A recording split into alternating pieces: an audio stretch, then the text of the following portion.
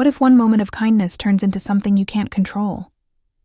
Emily had just started her new job at a small architecture firm in Portland.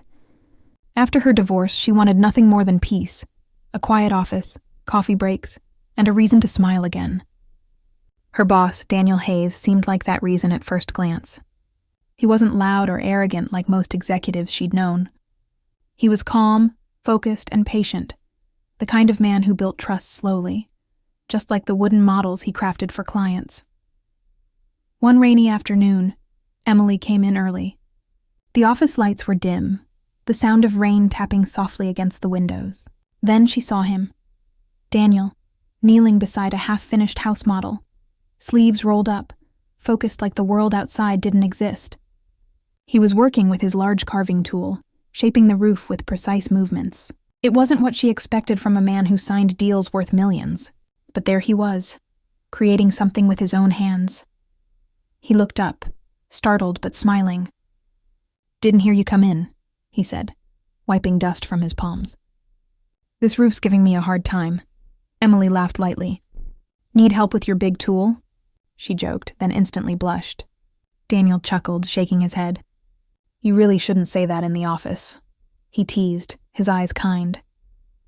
The air felt different after that. Not romantic. Not yet. Just alive, Emily stepped closer and joined him on the floor, helping to hold the pieces steady. For the first time in months, she felt useful, seen. The sound of their laughter mixed with the rain, and time blurred. They worked for hours, lost in conversation, about design, dreams, and how both of them used to love building things as kids. Every small joke, every shared glance built an invisible bridge neither of them realized they were crossing. When their hands brushed over a set of blueprints, something strange happened. Silence. The kind that feels like a question. Emily pulled back, pretending to look at the model. Daniel didn't say a word, but his eyes lingered. Not out of lust, but curiosity. Connection. By the time the rest of the team arrived, the tension had vanished under polite smiles. Yet Emily couldn't shake the feeling that something had changed. That night, as she sat by her window watching the rain, she kept replaying that moment.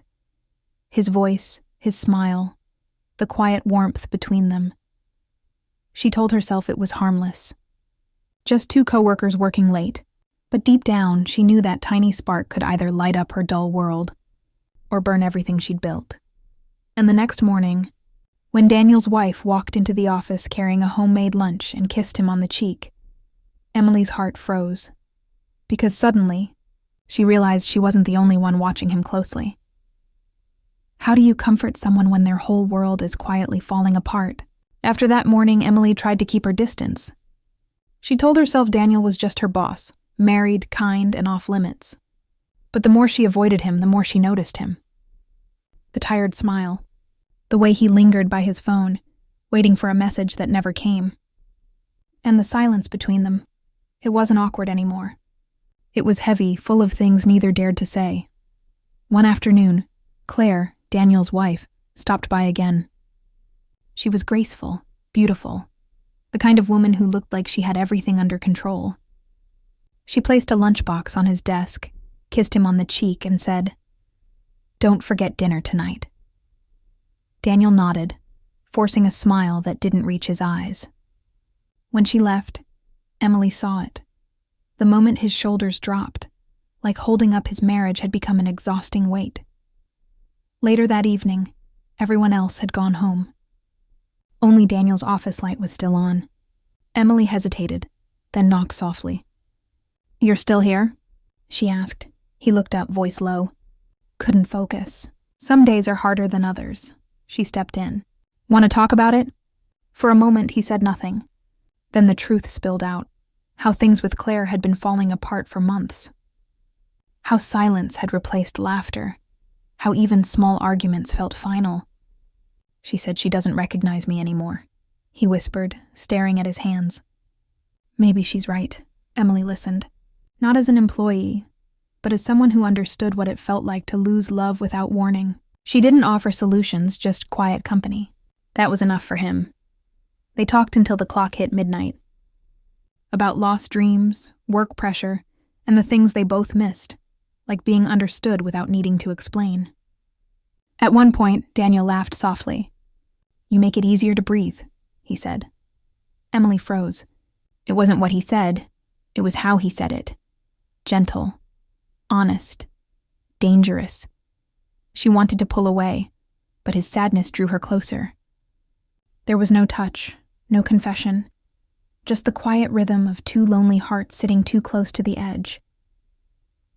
When Emily finally left the office, the night air felt strange, cool, alive, charged.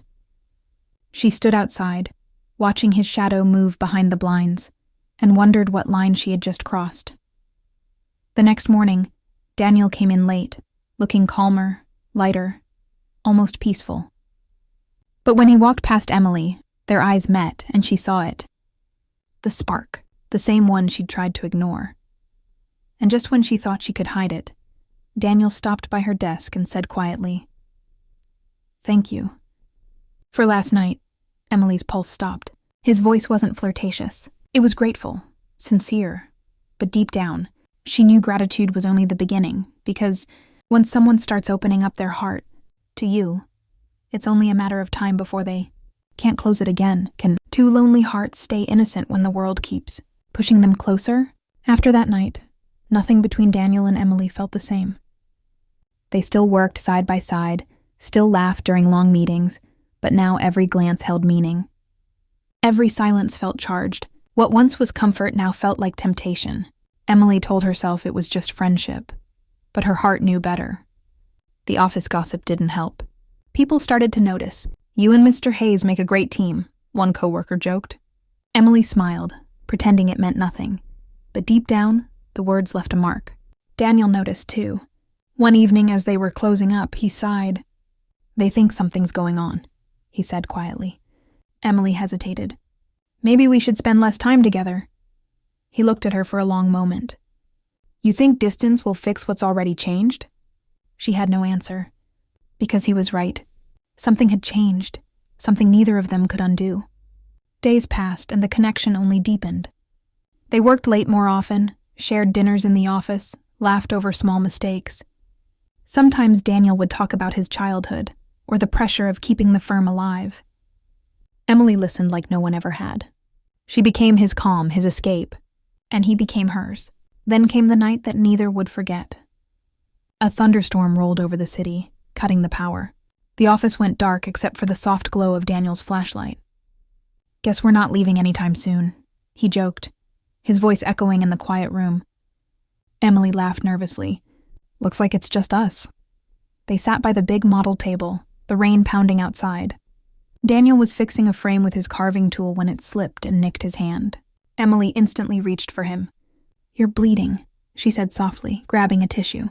He smiled faintly. "You always show up when I need help." Their eyes met. The world outside disappeared, just the sound of rain, the dim light, and the tension neither could hide anymore. For a few seconds, it felt like gravity itself pulled them closer. But then Daniel's phone buzzed. A bright light flashed across his face. Claire. He froze. Emily let go of his hand instantly. The moment shattered. The warmth between them turned to silence. Daniel didn't answer the call. He just stared at the phone like it was reminding him of everything he was about to lose. Emily stood up, pretending to pack her things. "You should go home," she whispered. He didn't reply. When she walked out of the building, the rain hit her face, mixing with tears she didn't even notice falling. She knew what was happening. A friendship was turning into something dangerous. And the worst part? She couldn't stop it.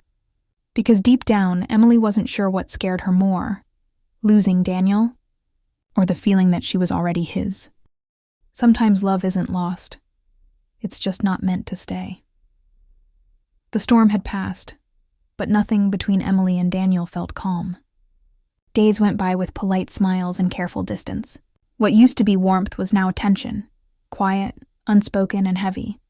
Emily tried to act normal, to bury her feelings under routine, but every time Daniel walked by, her heart reminded her how close they'd come to crossing a line. Then one Monday morning, Daniel called her into his office.